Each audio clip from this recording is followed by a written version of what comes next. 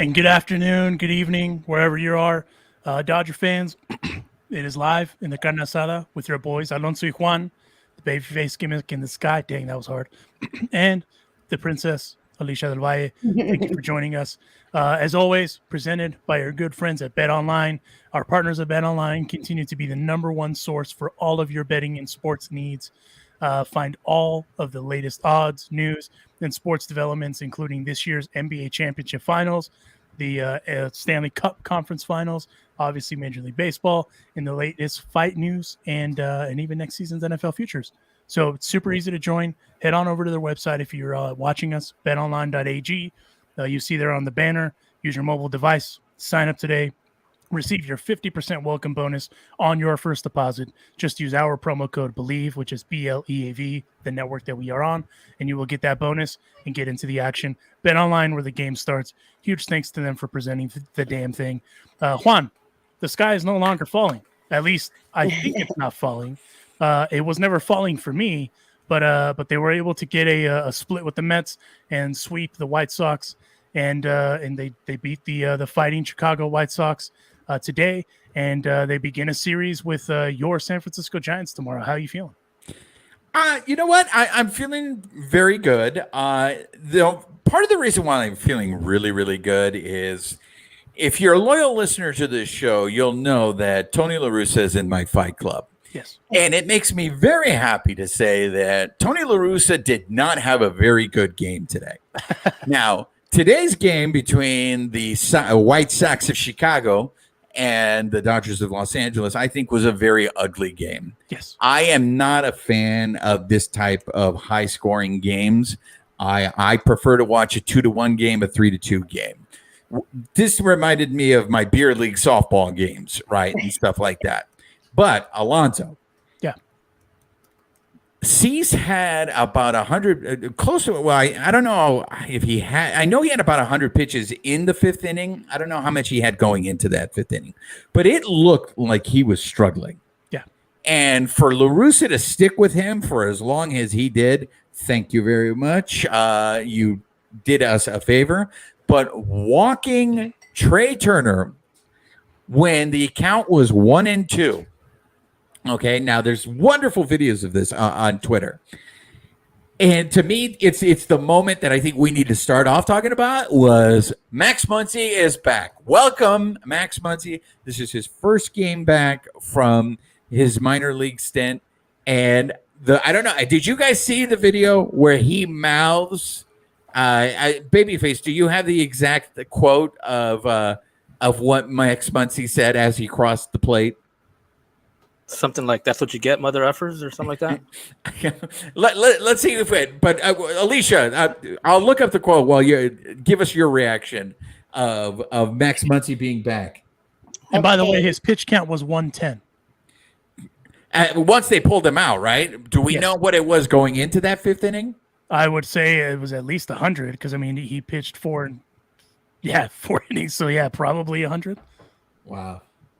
Go ahead, Alicia. Sorry. No. I absolutely love this. Is the perfect comeback for Max Muncie, is it not? I mean, Hollywood writes scripts like this, right? You're going to walk Trey Turner with a 1-2 count, bring up Muncie thinking somehow they're going to own Muncie. Muncie is back. He's ready. It's the perfect revenge for walking Trey, and I'm so happy for Max Muncie. Welcome back, Funky Muncie. I love it. Bravo. Okay, so I found the quote, and you see this. You see Max Muncie mouth it towards the White Sox dugout. The quote was, "You effing walk him with 2 strikes? F you, bitch." I was close, right? Oh, yeah. Very, very. In the neighborhood. I mean, it's a little go ahead, it's a little tougher than go jump in the ocean and find it or whatever that was. But I love that fire. That's what I love Max Muncie. Again, there's no better way to respond to this disrespectful walk of Trey Turner to Max Muncie. I mean, what else is better than a home run, 4-run home run? I don't know. All right, so I know. I was just very happy for him today. He's been struggling, especially after that Philadelphia game. For him, I mean, he seemed like he took that really, really hard. So for him to have the moment that he had 5 RBIs today, for him to have that moment, it just made me very happy. So that's why I wanted to start off with the positive before we do our week in review. And so I need that Mets series got off to a really good start, taking those first 2 games. And then, of course, the story changed. But I want to ask you guys this, because it seems like there's a villain that social media needs to identify with the Dodgers every time they lose. I saw the David Price was the villain. David Price was just, clubbing baby seals, I think, according to Dodger fans. So again, this overreaction to anything goes bad. I mean, the poor guy pitches maybe two times at most in the week, and he's not the same pitcher. So how realistic is it to channel all our anger towards David Price and blame him? Mind you, when he came into that game, I think it was the Monday game against the White Sox, the Dodgers hadn't scored any runs. So how is it David Price's fault that they lost that game if the Dodgers didn't score any runs? They got shut out that game. I mean, who's your guys' villain of the week? Because there seems to be a lot of candidates. I don't think it should be David Price. As a matter of fact, I don't think I necessarily have a villain of the week, because I'm trying to stay positive. And I know that might be corny, but a part of it is to your point, David Price has made, I don't even know how many appearances up to, like, it's only a handful. I don't know the exact number, and I don't want to disrespect him. But for him to be the scapegoat, that's garbage. I mean, if anything, the MVP of the week, I think, is Rogers' nemesis, the man who cannot decide if he wants to be a cat or a man, Tony Gonsolin. He's decided. You have no say in the matter, sir. Again, we have to give Roger credit for being a heel, but trying to do that babyface gimmick, right? Yeah. Because we need Roger to, crack the whip on these players. And he was very, very critical of the Catman. And look what happened to the Catman. I mean, at this point, he keeps it. I mean, we're in June, guys. The All-Star game's right around the corner. How do you keep him off the All-Star team? I don't know, dude. I mean, he's got a 1.58 ERA, and you know where he is in the earned run average ranking? 2. So who's ahead of him? Is it Wheeler? No, Martin Perez. From Texas. I mean, you got the Sandy Alcantaras of the world, Alcantara, Joe Musgrove also on that list. But I mean, I agree with you. How do you, if he keeps this up, how does my man not start the All-Star game? I mean, I'll say this. I knew Tony Gonsolin could be good. No knock on Tony. I didn't think he could be this good, especially with the staff that the Dodgers have. Walker Buehler's the guy, right? That's the perennial torch passer, if you will, from Kershaw to him. And he's outshining Urias. He's outshining Walker. He's outshining Kershaw. Granted, Kershaw's been injured. But still, in a place of stars, my man, the diamond in the rough, Tony Gonsolin, who hasn't had the greatest of reps, is coming in and telling everyone, hey, I don't know if I can say what DX used to say, but he's telling them to do that and to their faces as a heel. What about you, Alicia? What do they say? I'm just kidding. I'm kidding. No, I mean, first of all, I want to commend you, Alonso, on this positivity vibe you're on. That's right. Because where I was watching that game that Juan brought up, there was a villain around me, and it wasn't Price. It was Dave Roberts. It's always Dave Roberts, because any pitching changes that don't work out, they want to stone Dave Roberts. I mean, there was a man next to me, a stranger, who was yelling out, "It's time for Roberts to go." I mean, they're so mean to Dave Roberts. And I'm just sitting there like Kermit the Frog, like just watching it, like drinking her Lipton tea. Okay. Yeah, just sipping my tea, like just enjoying the show while the game is on. I mean, that was if we had to pick a villain of the week, and it's not mine. I don't have a villain of the week as well. I don't want villains. I want to support my team. Usually the villains are the umpires or trash talking, ex Houston Astro that managed to leave Houston. I don't have a villain, but I definitely would also. The Catman is. I just love it. I love it, and the Catman has even brought my daughter, who's so busy doing her thing, but she will watch when Gonsolin is pitching because she's like she's bought in. So I just want to pass along all love and good vibes to the Catman. And Babyface, don't you say nothing bad about Catman. Not well, and also, truthfully, the co-MVP. I mean, obviously the go-to could be Mookie Betts, but it's Trey Turner. And they need to extend Trey Turner immediately and do whatever they can to keep that dude because holy hell, he's playing out of his damn mind. My man's got. I still think it's weird. Do you think that Trey Turner just doesn't want to negotiate during the season? I know the Dodgers usually are pretty tight-lipped about these kind of things, but I just feel like the stronger this guy has of a season, the price just keeps going up. And I mean, what is the minor league situation? Is there a shortstop? I heard a crazy theory about maybe Gavin Lux being a shortstop, and I don't like that. But here's the thing: will Trey Turner get $300 million? 100%. If he gets $300 million, you have Mookie with $300 million. You're going to have Trey Turner with $300 million. I mean, that price tag is going to go up. And personally, I like the Dodgers model that they have right now, that mixture of young guys that aren't making that much money that are good, and then paying certain guys top dollar. Well, let me ask you this. Trey Turner is 28. He's going to be 29 at the end of this month. You get a 29-year-old Trey Turner locked up through his prime. And if you could turn that like Mookie Betts into a championship or two, why wouldn't you want to mortgage that? I would, because you're also, in my opinion, going to get the best shortstop in baseball. Listen, I don't think there's anyone right now that's playing at that position that's better than Trey Turner. That's not even trying to hype up Trey. Trey Turner is the best shortstop in baseball. Babyface, were you going to say something, or were you going to come in? I mean, that being said, I want to switch gears real quick because the All-Star voting just started. I have a quick question for you guys.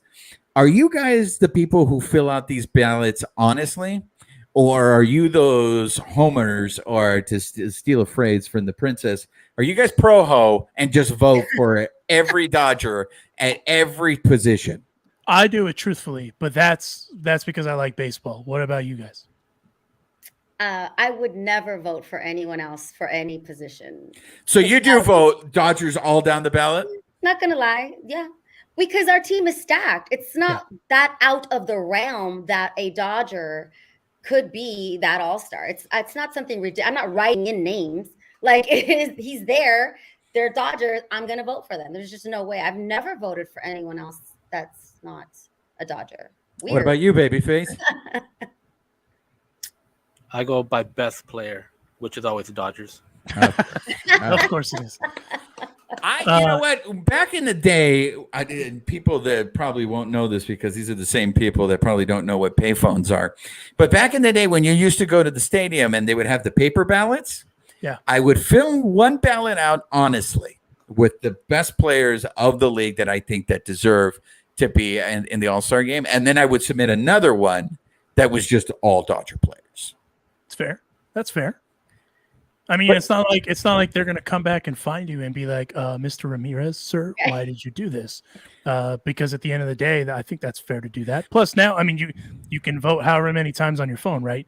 So it's not like, I mean, I think they capped it off. It's 5 votes this year.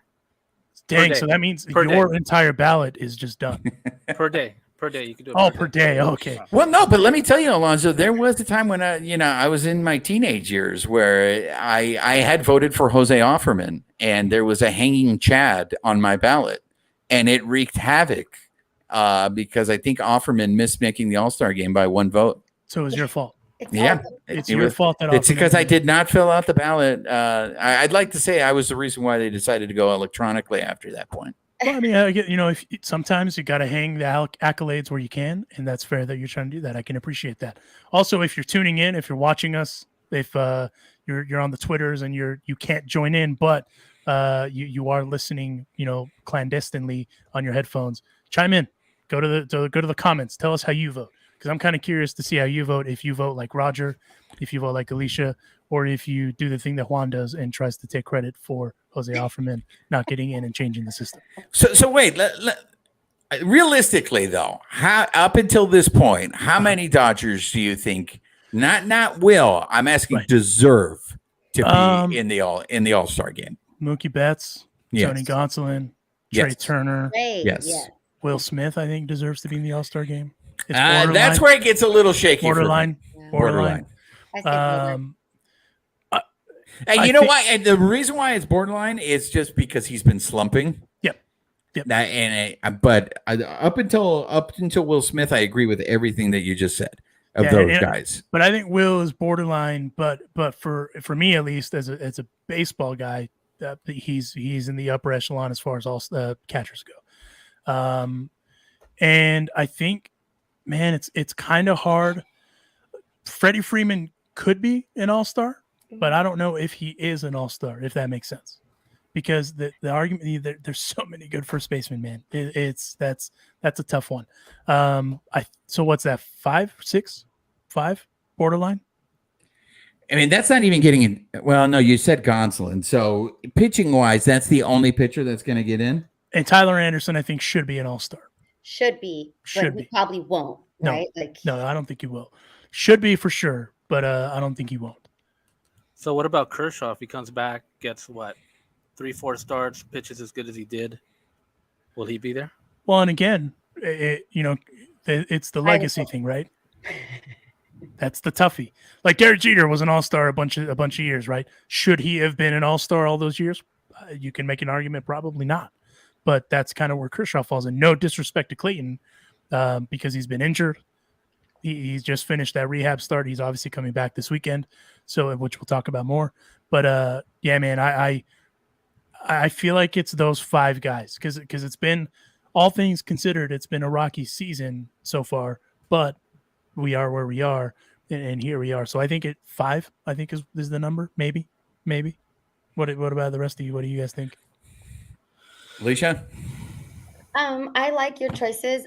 I might have a problem with you mentioning Lux before Freddie Freeman, but hey, I didn't say Lux. I thought you did. I said Will Smith. Oh, you did say Will Smith. I'm sorry. See, I put Will Smith and Lux as like Luxy, like he had a great game today, right? So I put them together as definite like lower maybes. Mhm. But Freeman, on his name recognition alone, plus he's had a pretty consistent season with the Dodgers, is more likely to become an all-star or get though. That's what I meant. And no disrespect to any of the players. I'm still going to vote for. And stop me by the Carne Asada. Wait.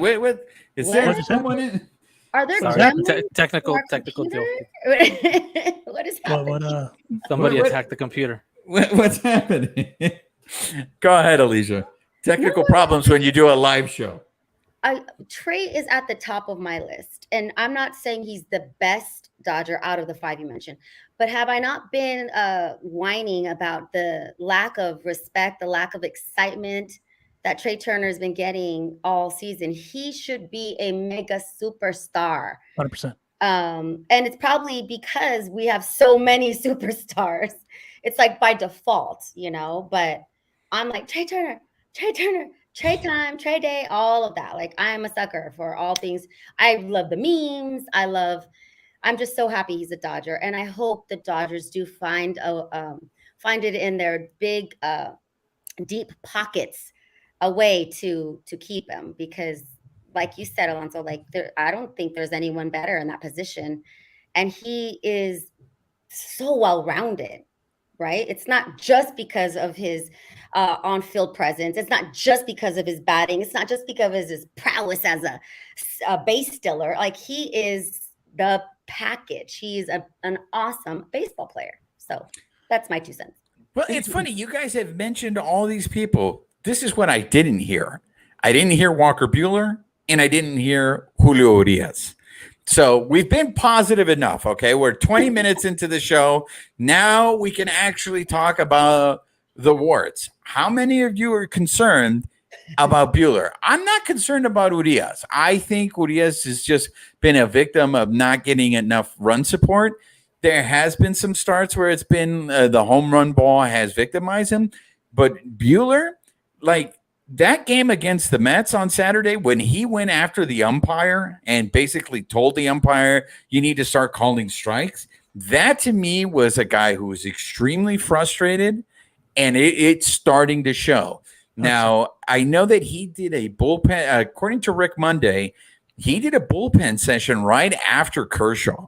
And they were just working on Bueller's mechanics in that bullpen session. So, Alonso, is that what it is with Bueller? Is it just a mechanical issue with him? I think it's just, I mean, baseball, it's that old adage, right? Of it's 90% psychological, 10% physical, however you want to say it, right? I think a lot of it is when you get in a funk, you start to question everything, and then you don't start to trust your stuff and all that jazz. And I think that's where Walker is right now. He's obviously a notorious slow starter. So having the season start when it did, it messed all that up probably. And as you know, baseball players are typically creatures of routine, screwed all that up, right? Then you get into the season, right, as quickly as he did. And that's, I think, a part of where it's at. It's just kind of that perfect storm, for lack of a better term. I don't think it's that like, oh, the sky's falling. Walker Buehler isn't Walker Buehler anymore. I don't think it's that at all. I think it's more he's just they're working on those mechanics so he doesn't tip pitches probably. And more than anything, they're trying to get him to trust this stuff again. And because, I mean, when Walker Buehler's on, let's be 100% honest, Walker Buehler is elite. There's not a lot of other guys that have kind of the repertoire that he does and is consistent as he is. So I think that's where we're at with him. I think he will find a way to get out. I mean, if we've learned anything about this Dodgers pitching coaching staff, let's be real. Mark Pryor is a pitching whisperer. I mean, look what he did with Tyler Anderson. Look what they did with Andrew Heaney. They've been able to kind of revamp guys. So once you start trusting that process, for lack of a better term, shout out to the homie Joel Embiid, then you kind of get back in that rhythm. So I think that's what it's ultimately going to come back down to, is that is it uncharacteristic? Sure. But I think it's just that perfect storm of he's a notorious slow starter, season starter when it did, and here we are. I'm not worried. Julio Urias is I don't say concerning, but it's intriguing just because we know how good Julio can be, and he knows how good he can be. And I think it's just another funk situation. I don't necessarily think it's even I don't even want to say as bad as Walker's, where he probably isn't trusting his stuff. But Julio, the Julio one is intriguing because he was killing it, and then it just this decline kind of came out of nowhere. And I don't know if it is mechanical or not. I mean, I watched some video of him the other day. It's kind of hard to say, but I trust Mark Pryor. Mark Pryor is a pitching whisperer, and everyone should protect Mark Pryor at all costs so he doesn't go anywhere for a long time, because holy crap, that dude has been able to just get the best out of his guys. Do you think there's a possibility that Bueller may be tired? The short going on short rest in the playoffs last year, do you think that might have carried over to this year? I don't think it carried over, but I think he's tired from playing 30. They played 31 games in 30 days, whatever that. Yeah. A weird schedule too, where they played some really early games, they played some later games, going East Coast, West Coast, the whole bit. I think it's more the team is tired from that, and that's kind of why we saw that offensive slump. Because once this offense is clicking, it's going. Same thing with pitching. Once the pitching is going, they're going. So I think it's more tired from that. Having this off day that they just had, I think, was huge. You're able to go get dinner, disconnect, not think about baseball for a second, not worry about having to be at the field that day, whatever the day is. You just kind of disconnect, just like the rest of us, right? You work a bunch, you need that reset. And I think that's kind of what we saw with going into this White Sox series. They were able to get that reset and kind of get their heads right, spend time with the family. If you notice, they traveled with their families in this case too for this road trip. So I think that's huge because they'd been away for so long, the long road trip, the amount of games, all that stuff. So I think all that kind of plays a factor into that perfect storm thing I said, where I think they're now, okay, cool. We can do this. We just kind of had to get through the slump. I think that's just where it's at. I think you're absolutely right. And to the set that bullpen, I think the bullpen looks tired. Yeah. That was very obvious to me. And let's be honest, the injuries too. The injuries, when you lose a guy like Clayton Kershaw, he's your horse, he's your guy. The bullpen has to come in and be overworked too because these shorter outings by some of these guys. And obviously it's team first, next guy up, all that stuff. But at the end of the day, you can only do it for so long. It's only sustainable for so long. So I think that's a huge thing that we're overlooking, where instead of blaming Dave Roberts, hey, let's be real. These guys are tired. They're also human. I mean, how many marathons could you run in a month, Juan? I usually average about 5. So could you do 10 in a month if you really wanted to? I don't want to show off like that. I mean, come on. Okay. See, so they're in the same boat. So I mean, it's one of those where you kind of hit that wall, right? But I mean, the thing that about Walker that at least for me is that's still not terrible, but it's also not great. He's got 17 walks. 17 walks in the grand scheme of things where we're at now isn't too bad, because there's guys that got 29, 22 walks, right? Especially guys that are good. The only thing that's really concerning is the ERA. The ERA is 3.84, but his record overall isn't terrible. And in 60 innings pitched, all things considered, that could be a lot worse considering where it's at now. So I think when you look at those tangibles, the positives is what you have to take away. And if that's what you're worried about, cool. But my man still has 52 strikeouts. So speaking of strikeouts, we have someone stopping by the Carne Asada. It's the gate. It's time to open the gate. It's time to open the gate. Let me see who that is. Today, Joseph Kelly Jr., a.k.a. Mariachi Joe, a.k.a. Joe Kelly, the legend. Thanks for stopping by, man. First and foremost, you're having an IL stint. You've had some bullpens, apparently. How are you feeling? Thanks for the intro, by the way. A lot of AKAs. AKA. No, damn, you see this right here, guys? What is part of my hat. Yeah, so I'm on the IL. It was last home stand before this one. On my last pitch, I tweaked my hamstring, pulled my hamstring a little bit. So very unfortunate. The first thing that went through my head was, damn, I don't get to face the boys. I was like, it's literally coming up. June, my birthday's today. Everything was going to be today. I was like, oh, I can't wait to face the boys. And then I blew out. But before that, everything was going good. Threw my first bullpen today. It went healthy, went smooth. So shouldn't be too far out from this date today. So, but yeah, everything's going great, man. Well, and we got you a small birthday gift. It's nothing that we can send you or gift to you. We can only show it to you. It's a lot of love because obviously I miss you in LA. All right. But we got you a banner. Oh, let's go. Yay, happy birthday. Happy birthday. Happy birthday, Joe. Thank you, guys. Thank you. And you know what's funny is a bunch of us have birthdays in June. Las Mañanitas or what? Oh, that's so funny. Alicia totally said that. I said that. I said, we have to sing, Joe, Las Mañanitas. Go ahead, Joe. Finish it off. Finish it off. Song, bro. Well, I mean, we were debating on getting a whole mariachi bit and then just getting them to play Las Mañanitas for you. But our budget of $0 kind of prevented us from doing that. So that's why we got the banner. That's all right. It's all about the idea, man. I love it. Yeah. Happy birthday. Thank you. Ironically, my birthday is tomorrow. So happy birthday to me tomorrow. I don't get a banner. To tomorrow. You know what? Are you a gamer? Yeah. Mario Strikers comes out tomorrow. Oh, okay. It hasn't debuted in like 15 years since the Nintendo Switch, so I'm gonna attribute that to my birthday. Yeah. So I've always wanted to ask you this because you've, and I don't even mean this in a disrespectful way. It just really just shows, it's a tribute to you and your longevity. You've been around the show for a while, and you've played in some rivalries. You've played with Boston. You've played with St. Louis. The Dodgers, obviously. Now you're with the White Sox, who have a rivalry with the Cubs. Out of all those rivalries that you've kind of been around, and those storied rivalries, even at that, out of all of them, is there any?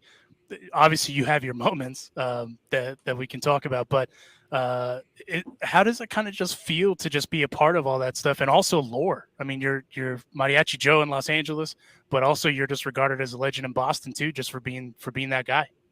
I love it. For me as a player, especially. I'm a high energy adrenaline guy. I kind of need, I love the playoffs because it people don't say it's different, but to me it's different. Obviously, it gets me going different. So always been a skater, always rode dirt bikes. I just need that adrenaline rush, and I feel like rivalries enhance that, playoffs enhance that, big game, close games enhance that.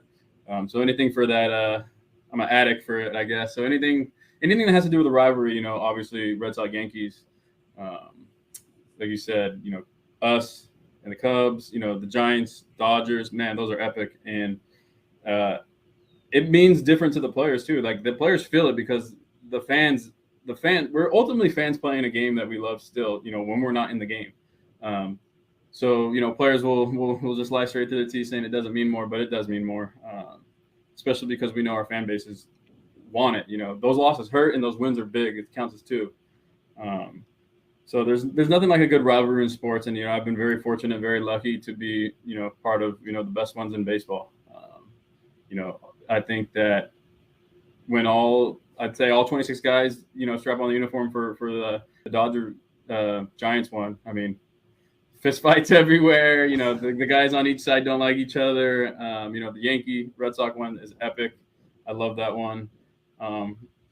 Obviously, we had a little scuffle in one of those. So that just a little one. Enhances. I mean, the rivalry was already there. I mean, it's been going on forever. And here in the South Side, when the Cubs come here, we get more fans. Obviously, pack the house, sell out. It definitely means more. And even though they're not playoff games, those count as playoff wins to the fan base, and that's what I enjoy that, and most guys do.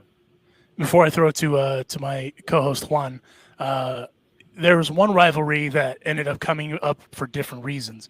I'm just curious from a fan's perspective, the Dodgers-Houston rivalry, which obviously you're embedded in now for the rest of the time. Is that different than kind of these other storied rivalries in your opinion, or does it kind of fall in the same category, if you will? I think I want to say the intensity is the same for the player, but I think it's different for a fan. They don't have as much. They don't have the decades and decades and decades of baseball under the belt to consider it, up there with the greats. If we're counting on just past years and we're going year to year, I think the Houston Dodger one is probably. I don't think the fans will get mad. I think it's bigger than the Giants Dodgers at that moment in time. When you play them, because you don't play them all the time, right? And then the history goes back to everyone knows what happened. So, as me as non-baseball player, as a analyst, I would say it's not even close. But me as a recent fan base and me as a recent player, the intensity is the same. Yes. Hey Joe, so you grew up as a Dodger fan. How does it feel to be now a legitimate Dodger legend? Because you had not only Mariachi Joe, you have the Joe Kelly Fight Club with what happened with Correa. I mean, every time you come to LA, you drink for free, right? I mean, plus I left out the mural. You have a mural. I mean, you have a facial gesture now that people do the Joe Kelly. How does that make you feel? It took me time to try to put it in perspective. I think it's awesome. I was going on a rehab assignment, or it wasn't even a rehab assignment. I was traveling through the airport with Cease. We were going to meet the team in Tampa, and I was walking through the airport. And Cease is one of the best pitchers in the league. He's got a mustache, easy to recognize. And a random guy rolling through the airport was like, "Hey, can I get a photo?" And I was like, "Sure." He goes, "Man, I'm a diehard Dodger fan. This is in Chicago." I mean, so they're everywhere. So I think ultimately we won a World Series, and that was the number one goal. And I think just to be, part of that, it's going to be amazing. They always celebrate those teams 10, 20, 30, 40, 50 years until we all die. They all celebrate those championship teams, decades after decades. And it's memories you make with the guys on the team. And, I had a chance to talk to a lot of guys, yesterday, today, outside the clubhouse, go see how they're doing. We're playing against each other right now, but before and after the games, man, they're brothers. So it's something, if I was healthy, I'd want to beat the hell out of them, on the field. And then after the game, hey, let's go grab some dinner. But to be part of something special like a World Series, and then obviously, the mural was crazy. I always get every single few months, I get someone to say, hey, can I get the pout face? So it's pretty special, just to be a part of anything like that. Something that I don't take for granted, that's for sure. My son Knox loves it. He'll give it to him all the time. But no, I like you said, to circle it around, I think it's amazing. And it's something that, for the rest of my life, I'll be able to be a part of. Did you always have the reputation of being a tough guy? Because the thing I tell these guys all the time, it's like, look, do you guys remember before Joe Kelly came to the Dodgers, we all hated him for what he did to Hanley. But now, because of the fact that he stood up to Correa, it changes everything. Now, all of a sudden, it's like, hey, Joe Kelly's one of us. Joe Kelly's our guy. And I think every Dodger fan reacted because I think they wanted it from every Dodger fan to go after the Astros the way you did. Have you always been associated as a tough guy that brings it? I'm not even gonna call it a tough guy. I don't give a shit guy. So it's one of those things I've been in trouble my whole life with. From a young player. Veterans didn't like it, but it's me, and I'm gonna play. How I was raised and how I treat life. Just because we're playing a game, I'm not going to change my attitude. It's a game, and it's something that I passionately love. They kind of teach in Major League Baseball to, let's just say if you get hurt, let's give the bland answer. Let's give them a random time frame. Let's not tell them what really happened. For me, I pulled my hamstring, and I said right after my first interview, I got a grade 2. It's going to be weeks. So it is what it is. And I think being transparent, with anything in life. I wish it would be our politicians who would be the same way. I wish it would be our leaders, our teachers, anybody who has a voice. I think being transparent is what people want, and that's what they can connect with. And I think, throughout my career, I've just been transparent. It's not like I'm trying to do anything different. I'm just, like you said, it's kind of a play on words, but an average Joe, so to speak. And I play a game for a living. So it's not something I ever set out to do. It's just something that, is instilled in my brain and in the way I behave. So I'm not trying to be a tough guy. It's just I don't give a shit guy. So, all right, awesome. Before I throw it over to Alicia, who was your favorite Dodger growing up as a Dodger fan? Who did you was like that's what made me a Dodger fan?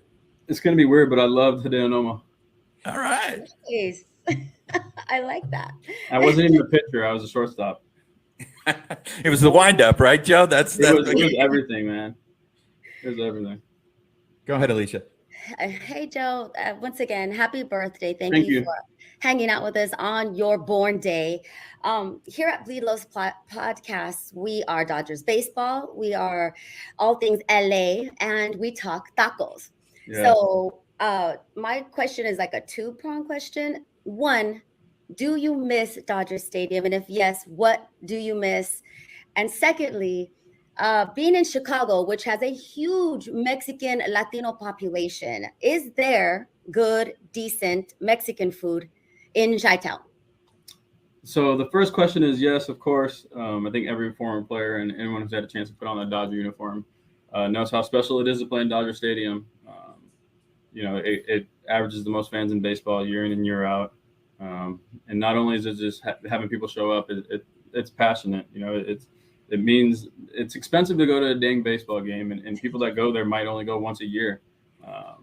And so I don't ever take that for granted, knowing that, these people showed up to watch their favorite baseball players, favorite baseball team, from when they were a young child to an adult. And that's something that I do realize day in and day out. And the second part, yes, there is a ton. I've recently had a place. So when I was in LA, I would get off, let's just say, where was I coming from? I come from the 210. I get down to the 2 maybe. I forgot what through is. So right when I got off at the, the exit where it's below the stadium, it's more going towards north. There's a bunch of street vendors right there, right by the is it Atwater Village? Is that right off the freeway where it was right by where is it along the government building? It's called the Is it Riverside Drive? Yeah, it's that street. There's always those street vendors right there. Yeah. You could get like 60 tacos. You get like 60 tacos that has a sign. I went there, 4 times a week. That's where I ate. I didn't eat at the field. Yes. that or In-N-Out. So I would go there, and that was my spot. With a bag of Doritos, and it was multiple times a week. So that was my favorite spot. Here in Chicago, last week I found a spot, another taco place. I forget the name. It's kind of similar. It's by one of those the government agency buildings for Latinos. So I found a spot. Totally forgot the name. I had to Yelp it. I was like, I don't want Mexican food. I wanted street. I wanted to go to a street vendor, and I found one. So it was amazing. But yeah, there is a lot of Mexicanos here, so it's great. It's definitely something I enjoy, and Mexican food is, my favorite, obviously next to In-N-Out. So nice. And I love the little traffic report you gave. Right off the 2, you have both the street vendors and In-N-Out. So I like the exactly. style. Yep. I'm a big unhealthy food guy, so it's good. I mean, tacos are fresh. Tacos are healthy. The healthiest food I eat. There you go. They're gluten free. They are. Yes. They are. And before we set you loose, since I know you got to run, I've one thing that we've heard all the monikers, right? Joe fucking Kelly, Joe Kelly, Mariachi Joe, all that. Out of all of those monikers, AKAs, all that stuff that you get, which is the one that you enjoy the most, that just sticks with you? I write it on ball sometimes. I love Mariachi Joe. Oh. People ask for it all the time, and it's one of my favorite. It's one of my favorite to inscribe. That's for sure. Hey, Joe, since we're going to let you go on this one, but since you are Mariachi Joe, Max Muncie, we had Max Muncie on the show. We had Edwin Rios on the show. They all told us they love the mariachi at Dodger Stadium. It's great. Some of the reporters, some of the fans are getting sick of the mariachi. What do you think of the mariachi? Where do you stand on that? I love it. I mean, 95% of the fan base loves the mariachi, and it's not just from me. It's always been there. It's always been a part of LA. It's always been a part of the culture, and I think that it's not up to the reporters. I think it's up to the fans. And mariachis are a party. I mean, that's a celebration, and anytime you have a mariachi band, it takes a lot of money to hire those guys, and it's always special. It's a quinceañera, it's a wedding, it's more than just the game of baseball. It means something different, and I think that ultimately, when you see a mariachi band, something big is going on, and going to Dodger Stadium is a big deal. So I love it. All right. Into that. Well, Joe, thanks for stopping by the Carne Asada.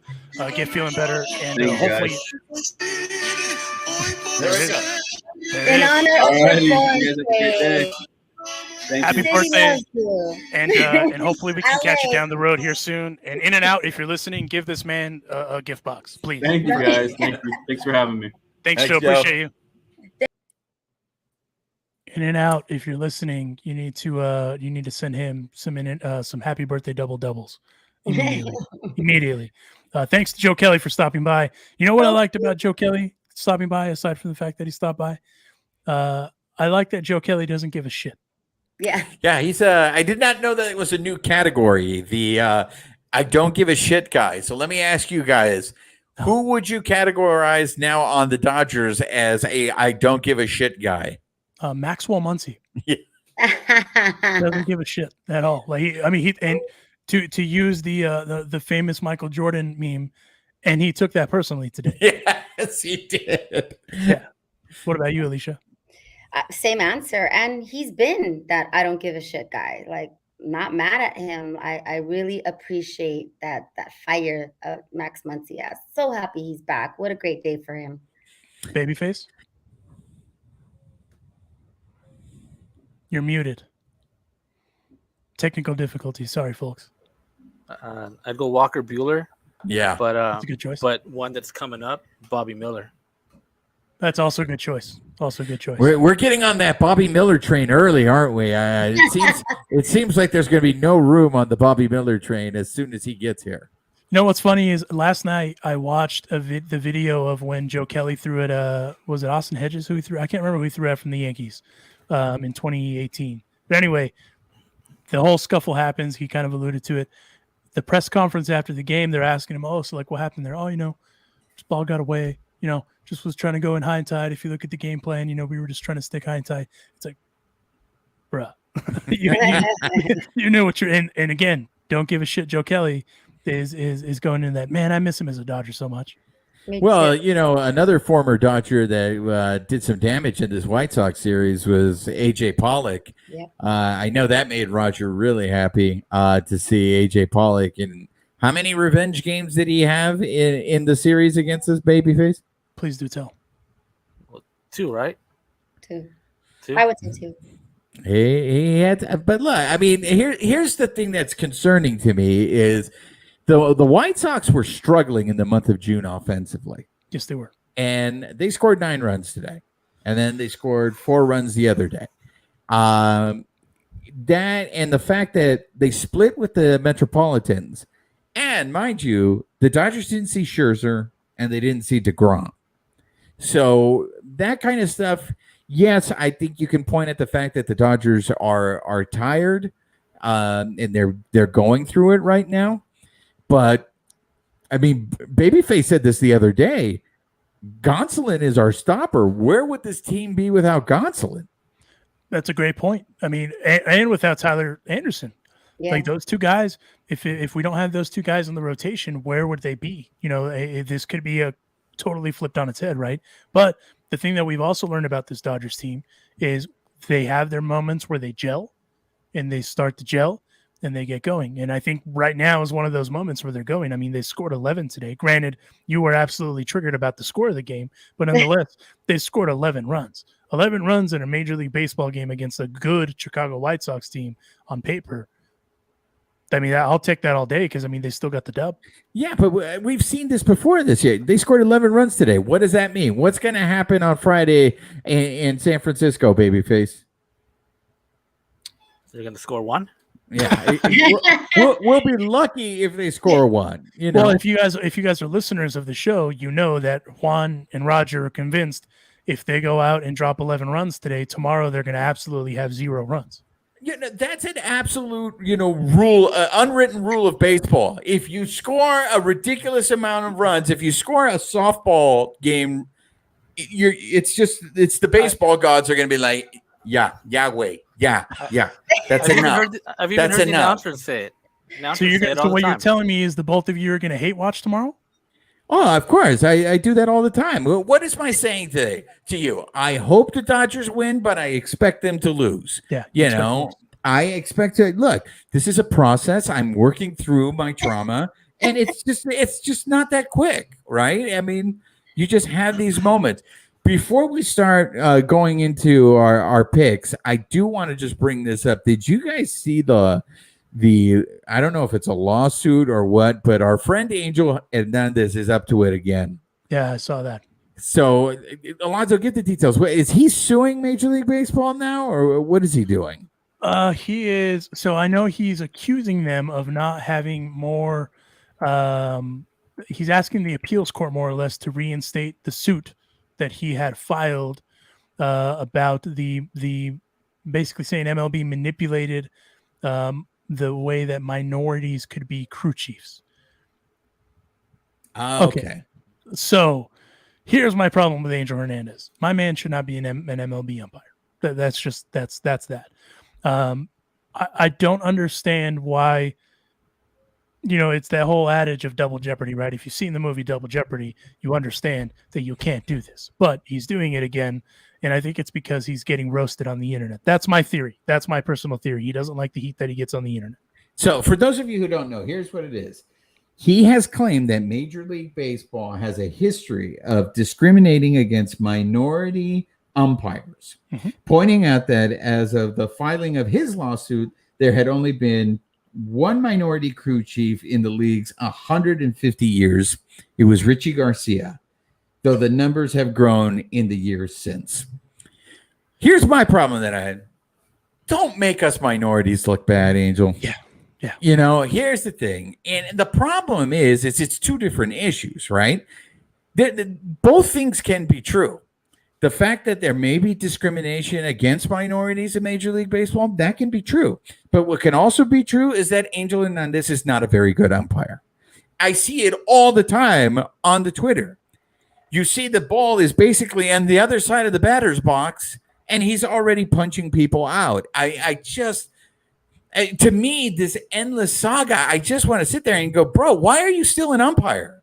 Because it sounds like you really don't like being an umpire. Well, and he also is claiming that they're manipulating his year-end evaluations to make his job performance appear worse than it actually is. Bro, you're not a good umpire. Like you don't have to manipulate that. Like, I can go on YouTube to watch stuff. Okay, like, that's cool. I'm just gonna accuse my employer of manipulating. What? Like, what is the Juan? How? Explain. Hey, this to me. Alicia, is it okay to boo the umpire? Yes. What about signs? Can you bring Because signs? umpires don't have feelings. They're not people, so we can boo them, right? Well, I mean, that comes with their job, though. It's kind of understood. And my beef is booing our players at our stadium, right? Fair, but fair. the umpire's neutral. He's not So our wait. umpire. You know? I was at, I'm going to drop a name right now, so I'm going to go pick it up right now. Fair. I was at Danny Trejo's Cantina on Saturday watching the Dodger game. There it So I didn't get a chance to see this, but some of our listeners chimed in. Was Walker Buehler getting booed on Saturday? Can anybody confirm that? Oh, I didn't actually notice that. I didn't notice that, and I didn't hear that. No, same. Was it on the Twitter? I didn't see it. Because some people were making the comments, because obviously they listen to the Carne Asada and they, are on the same boat as Princess Del Valle in the sense that you can't be booing our players. You can't be doing that. So no one can confirm whether that's true or not. I could not hear the sound from where I was at. No, I watched the game and I don't recall. I don't recall that. Babyface, through your hate watching on Saturday, were you able to hear anything? I did not hear anything. The reason he didn't hear anything is because he was the one booing. Through the hate watching. Booers. And by the way, lads, I want to bring up the Dave Roberts hate. Oh man, I think we should be really sensitive to Dave Roberts because it has not been a very good time for the managers in Major League Baseball with Joe Girardi and the way they did Joe Madden. Oh man! Look, I know I have a smile on my face when I'm saying this, but I really do feel bad for the Los Angeles Angels of Orange County, of Anaheim, in the district of wherever, and the tough time that they're going through right now. They've lost 14 in a row, but they showed up to Joe Madden's house and fired him at his house. And that's cold, man. I mean, that's up there with Lane Kiffin getting fired on the tarmac. Yeah. That's pretty bad. Like I'll be honest with you. I'm surprised that they fired it. Yeah. Well, but you go ahead, Alicia. There's a new general manager, and he fully has already come out and said, "This is my decision." Oh yeah. And he's new, and he's got to make a mark for himself, and he's gonna die on that cross. That Right. Someone has to be blamed. That's the culture we live in. You can't fix something, and so they're blaming the manager. They're saying the manager lost the dugout. Yes. Something's going on. The talent is there, and something happened. So, Alicia, let me ask you this, because I agree with your theory that somebody had to get thrown under the bus for that. Yeah. Here's my theory. They have not won a game since that scandal with the stadium. And for those of you who are unaware of what happened with the scandal there, the mayor of the city of Anaheim gave confidential information to the Angels in the negotiation of selling the stadium. So they Now, kiboshed. he is an employee of the city. Yeah. He was negotiating against the city itself. Yeah. And so he stepped down. Ever since he done that, the Angels have not won a game. So this is just a point to you that curses are real, jinxes are real. Like when someone says that Mitch White is the greatest player to wear number 66 on the Dodgers when he's pitching a no-hitter, and then all of a sudden he gives up a hit. That stuff is real. Karma. Who would ever do that? Exactly. I don't know who would ever do something like that. I believe Babyface Gimmick in the Sky, who has a track record of I still want you in a dugout so bad when someone's throwing. No, right? I want him sitting next to every Okay. player, just going, "Hey, man, you're doing really good. Hey, man. I think you're going to pitch a no-hitter today." Yeah, you're doing great. The- And you know what? And also, let's not forget, Mike Trout was the commissioner of the league that Tommy Pham That's right. and Jock Peterson were playing in when all that drama came in. So the sky is falling in Anaheim of Orange County of Los Angeles. Like it's happening. Bill Plaschke, LA Times, is on record saying that he thinks Artie Moreno is going to have to sell the team, not immediately, but in the near future. That it's not looking bright. It's ugly. So something dramatic like firing, a legendary manager like that. I'm not surprised. And again, for me, the shock about Joe Maddon's a player's guy. So when they came out and said that he lost the dugout, I was like, something. This isn't passing the smell test. Something isn't right here. No. And I understand the whole GM thing. Like your GM wants to have their guy there, all that. I understand all of that. But you have Shohei Ohtani and Mike Trout on a team. You need to have some sort of cohesion in the way, and the fact that they went to his house to can him is insane. I bring it up because, again, I have no joy in talking about the Angels' misery. It really doesn't make me happy at all to say that they've lost 14 games in a row, especially when Angel fan was shooting off to me about this is their year and then they're going to do it. But it's just to illustrate the difference between that organization and the Dodgers organization. Yeah. As much as the guy who was sitting next to Alicia was complaining about Roberts, do you ever think the Dodgers would do Dave Roberts like that? I don't think so. I would hope not, obviously, but I don't think they would. It's apples and oranges. We have two very different cultures. The Dodgers culture is one that you can tell from the way they still nurture their farm system to the way they bring former Dodgers in. It's a much better culture. It's not perfect, but it's so much better. The Angels, it's just never been.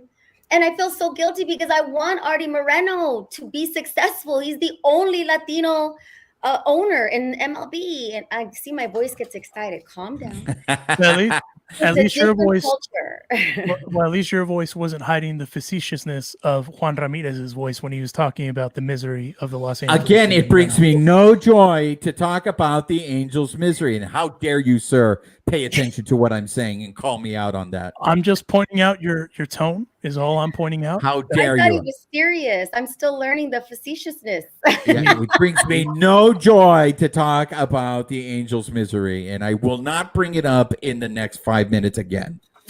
Fair. Looking ahead, the Dodgers are also playing the Los Angeles Angels of Anaheim, who their new stadium could be in Long Beach. They're playing a 2-game sit against them, and then they also welcome in the Cleveland Guardians. How did we do last week? I was actually going to bring that up. Juan, you've been keeping the tally. How did we do last week? Okay, the winners for last week. With the Dodgers had a successful road trip. I know we're talking about the misery, but the Dodgers went 4-3. So winning last week was Alicia and Babyface. The hopefuls. What's that? The hopefuls. Oh, the hopefuls. Is that what you guys are calling yourself? That's their tag team. I will say this. You abuse this more than anyone. But I think you're starting to rub off on Alicia because Alicia tries to be all positive, but then she starts getting a little she gets a little heated. Like she's wearing the hoop earrings, and it's just like, I'm starting to think Picolandia is showing up all of a sudden. Like I'm waiting for her to take them. Like when you see she was starting to get heated about Artie Moreno, and it's just like, see, Alicia preaches that she's hopeful and she wants to be positive. But where does that anger come from? It comes from the dark side that is Babyface. Don't give in to the hate watching, Alicia. That's all I'm saying. No, I hear you. I don't hate watch. I do not. That I can say with confidence. However, do I turn into a fanatic instead of just a fan? Maybe. But I always try to bring it back. You got to rein it in, right? We go back to the booing. We go back to, I don't even hate the Angels. To me, they don't bother me. They're just like, oh, the Angels. Like, it's not like. So it brings you no joy. Again, it brings no one on this show any joy to discuss the Angels' misery. I feel bad because Ohtani is such a superstar. He's so fun to watch. They've got some serious talent on there, and have the Angels players come after Dodgers players. That makes it more fun. But that's not a team that I hate. I have a list, but the Angels aren't on it. All right, reckless speculation before we end the show. Yeah. Wait. Ohtani. A little bit back on last week. Yes, you won. You are the winner. You are the Get winner. And you happy now? You also screwed up the no-hitter, so we get that. No, you guys wanted to try and call me out, and you wanted me to predict how the series would go. And did I get that right too? It doesn't matter. You Doesn't won. matter. You're Doesn't so matter. smart. No one knows more baseball than you. There, are you happy? I said it. Why Thank can't you. you I want my acknowledge, point. though, that I you want my jinxed point. Mitch White before Exactly. we move on? Why can't you acknowledge I'm it? giving you love. At least acknowledge that you jinx people. I don't jinx anything. It's Okay. coincidences. One of these days, the receipts will go out. They I will. know there's doing a very big hearing in Washington today. We're going to do one of those on the Bleed Lows podcast where the receipts will come out on your hate watch. This is where the big lie really is. It's right here. Exactly. Oh my It's right here. That's the big lie right here. So No, they're but great games. reckless speculation. Oh, yeah.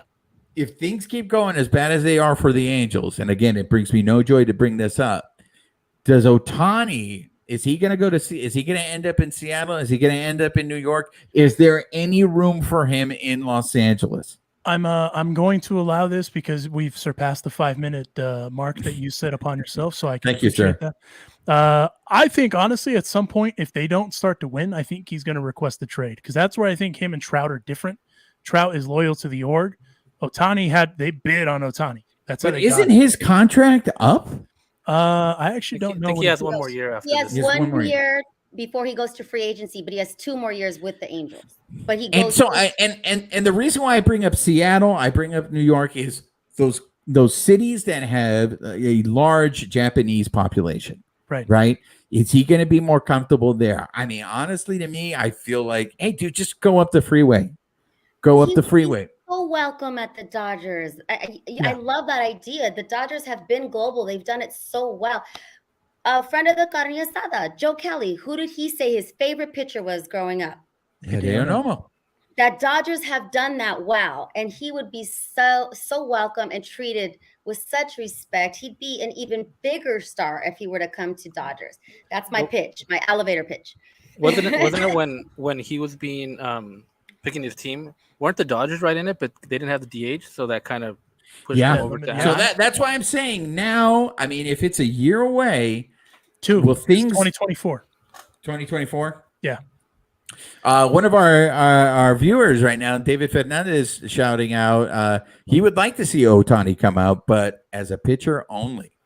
And that's the one thing that I know with some teams, it's gonna come up like, oh, I only want him as a pitcher, I only want him as a hitter. I think that if he can be a dual threat, I don't give a damn. Put him in the lineup, let him do what he's gonna do, and that's that. But again, that's where the philosophy is right. As far as every team is different. Seattle may want to say, hey, you can only pitch. The Yankees may say you can only hit. Who knows? But that's where that's going to be a problem for another day. I still think Mike Trout should also be traded, but what do I know? I just work here. But he doesn't want to be traded. I don't get my Trout at all. But again, that's the two different schools of thoughts too. Yeah, I mean, I'm sure he's a very nice man. I just don't know. Does he have it in him? Does he have the ganas? Like, does he want to win a ring? Like, Father Time catches up to everybody. And so I like what Juan said. Like, they're very different, Ohtani and Trout. I just don't get it. It doesn't make sense to me what he's doing. Well, our friend Sports Empire, thanks for coming back, Sports Empire. Hey, Sports Empire. He thinks Urias, we should trade Urias. You know what, Sports Empire? Alonso has been on this train earlier than anyone. He thinks Urias is going to walk. So you're not that far-fetched on your theory. That's No, not and the I mean- same as being traded, though. No, 100%. No, but That's what I was Sports gonna say. Empire is saying, should we trade him? If we know Oh, he's going to before- walk, yeah, okay. so we can at least get something for him, just like the Angels should think about trading Ohtani before Ohtani walks. Well, and I mean, here's the thing, hypothetical, to what Alicia was saying about Artie having to sell the team. If Artie has to sell the team, they may have a fire sale. You never know, right? Yeah. And a part of that, I mean, the two most valuable assets on that team right now are Michael Trout and Shohei Ohtani. So, and I mean, out of those two, who's the dude that's going to command the biggest return? Probably Ohtani, because Ohtani's younger. He's not as injury prone. You know, he had procedures and stuff 100%. But I mean, you saw he had that procedure last year and he was out there raking. Yeah. So I think as far as the upside goes, I think Trout's upside has dwindled a little bit, but is he still one of the best to play the game right now? 100%. He's right up there with the Mookie Betts of the world, Tim Andersons of the world, all that stuff. So for me, if I'm the Angels and that's what you want to do, trade Ohtani, get a haul, because you're going to trade him and you're going to get a haul. The question is, will the Dodgers in fact want to trade a haul, or would they want to hold out for the speculative free agency? Who knows? I mean, he's got 2 years. And the other crazy thing is, in 24, he'll only be 29. So you're still going to get prime years out of him. Yeah, that's good. I know we're up against it. So just to update real quick, the standings with Alicia winning and Babyface winning last week, we are all tied. We have a 4-way tie with 3 points each. So this is a big week. So let's get into our picks. So let's recap, Alonso. So we're going to go as far as the 3 games in San Francisco and then the 2 against, again, it brings me no joy to discuss the Angels' misery. So they're playing 2. So new 5-minute timer has begun. So we're only doing 5 games, right? 5 games. Okay. So I'm going 2 out of 3 in San Francisco, and they split with the Angels. How are they going to? Oh, okay. Because there's 2 games. Yeah. There's 2 games. I was thinking of 3. Split, and then it ends with 1. I was gonna do 2 out of 3 San Francisco as well, especially because is Kershaw pitching or not? First they said it was Sunday, then they said it was Saturday, and then Walker needs an extra day. Like, I don't know what's going on. But now that we've talked about the Angels, I think they should and will come back. I was gonna give it both wins to the Dodgers, but I'm gonna go 1-1 as well. Sorry, you just listened to my mind think. Apologies. Next. Sorry, I mind tricked you. Alonso and Alicia have 3 and 2. Is that what I'm hearing? You are correct. Okay. 3 and 2. All right, we're gonna say Babyface for last because he knows baseball. So Mitch White, GOAT. So this is what I'm gonna do. I'm going 3-2, but I have them losing 2 out of 3 in San Francisco. Wow. And Hater. Oh, there it is. I have them losing 2 out of 3. My theory is this: look, you have Buehler, Urias, and Kershaw are the ones that are supposed to go this weekend. Fair. You don't know what you're going to get from Kershaw. This is his first start coming back. Julio Urias is not getting any run support. And Buehler right now, that poor guy just seems lost. Yeah. Right? So, and the Giants have a pretty good starting staff. You know, they have a guy named Logan Webb who seems to do pretty well against the Dodgers. Wow. Now, what's really going to hurt me more than losing 2 out of 3 to the Giants is that even if they lose 1 game to the Angels, the Angels have a 14-game losing streak. Okay. If they don't win a game, if they get up to a 17-game losing streak against the Dodgers, I am going to lose my mind if they snap their losing streak to the Dodgers. Let me ask you this. If they lose a game to the Angels, would you be more disappointed in them losing that game to the Angels or the sweep against the Pirates? I'm more disappointed losing to the Angels. Yeah. Wow. Okay. Yeah. Okay. Only just because I'm going to hear it from Angel fan. I know I'm going to hear it from Angel fan. You do live in Orange County. Let's call a spade a spade. Exactly. Yeah, you're hate living too. Not only do you hate watch, but you hate living. Yeah, I'm hate living over here. Hate watching, hate living. I'm surrounded by communists. Roger, what about you? What's your prediction? So I don't gamble, but I'm going to use a gambling. Bet online, our sponsor is not going to appreciate that. Okay, well, exactly. You know who our sponsor is, right? When I do gamble, it's only on Bet Online, but when I don't gamble, fictitious. That's a great recovery. So I'm going to push all my chips to the center, right? That's how you do it? Uh-huh. Don't say push. Just keep it going. Keep it going. So I'm going to go 4-1. Oh, I thought you were going to go with the 5-0. Going all in was going to be 5-0. Yeah. That's dang it. That was my original, but so here's my question to you, Roger. Who is the one lost to? Hurts to say this, but the Giants. Okay. Well, I mean, those are fair predictions. If you're watching or listening to this, chime in with your predictions as well. If you're listening after the fact, because you'll be listening to this in podcast form, tweet at us. Tell us what your predictions are. Will you be hate watching just like Juan Ramirez? Stay tuned. But we will set everyone loose because we're up against it. Huge thanks to BetOnline for presenting this week's episode of the podcast. Our partners at BetOnline are the number one source for all of your betting needs and sports info. As Roger just said, he only bets on BetOnline. So go to the website, betonline.ag. Use your mobile device to sign up today. Receive your 50% welcome bonus on your first deposit. Just use our promo code, which is Believe, BLEAV, to get that bonus and get into the action. BetOnline, where the game starts. Huge thanks. Wait. Oh, go ahead. We got a comment I got to show. A great Oh, comment. I knew it. Orale. Hey, David, do me a favor. Don't do this. Don't hype. All you're doing is feeding in to the. Don't do it. It's not healthy. David is a loyal listener, and he has got expert opinions. For those of you listening on the podcast, one of our listeners, loyal listener, we appreciate him very much. David Fernandez just said that he's going with Babyface because he's the expert here. And I can't back that. I'm sorry, David. I appreciate you supporting the podcast, though. Thank you for being a loyal listener. I appreciate everybody who tuned in today. Thank you guys for hanging out. Yes, and then we'll do this again next week. Huge thanks to Joe Kelly for stopping by. In-N-Out Burger, send the man birthday doubles immediately because it is his birthday. So please, and if you haven't, go wish him. I don't even know what his socials are, but if he does have them, go wish him a happy birthday. Huge thanks to him from your boys, Alonso y Juan, the babyface gimmick in the sky, and Princess del Valle. Huge thanks for joining us. And on that note, go Dodgers. Good Dodgers. I can't believe